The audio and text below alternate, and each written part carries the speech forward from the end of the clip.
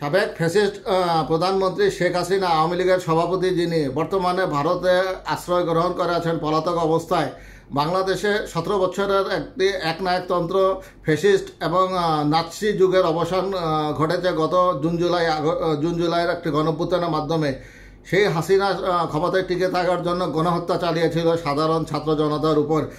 সেই গণহত্যার প্রতিবেদন বাংলাদেশের অপরাধ ট্রাইব্যুনালের প্রসিকিউশনের হাতে এসে পৌঁছেছে। হাসিনার বিরুদ্ধে গণহত্যা মামলার খসড়া তদন্ত প্রতিবেদন প্রসিকিউশনের হাতে।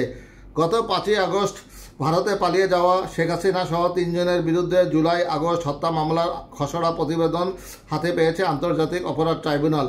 বুধবার 2রা এপ্রিল গণমাধ্যমকে নিশ্চিত করেন ট্রাইব্যুনালের chief prosecutor advocate Tajul Islam.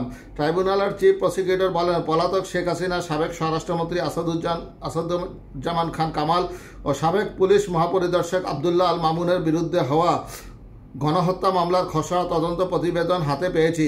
এখন চলছে পর্যালোচনা, যাতে ফাঁক গলে কেউ বের হয়ে যেতে না পারেন। অ্যাডভোকেট তাজুল ইসলাম আরও বলেন, শুধু একবার নয়, একাধিকবার অপরাধ প্রমাণ করা যাবে এমন অকাট্য প্রমাণ তথ্য মিলেছে শেখ হাসিনার মামলায়। তাই সুযোগ নেই পার পাওয়ার।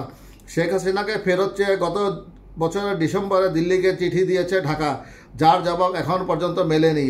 এ প্রসঙ্গে তিনি বলেন, তাকে ফেরাতে আরেকবার চেষ্টা করবে সরকার। গত 17ই অক্টোবর বৈষম্য বিরোধী ছাত্র আন্দোলন দমনের চেষ্টা ও গণহত্যার অভিযোগে সাবেক প্রধানমন্ত্রী শেখ হাসিনা সহ 46 জনের বিরুদ্ধে গ্রেপ্তারি পরোয়ানা জারি করে আন্তর্জাতিক অপরাধ ট্রাইব্যুনাল।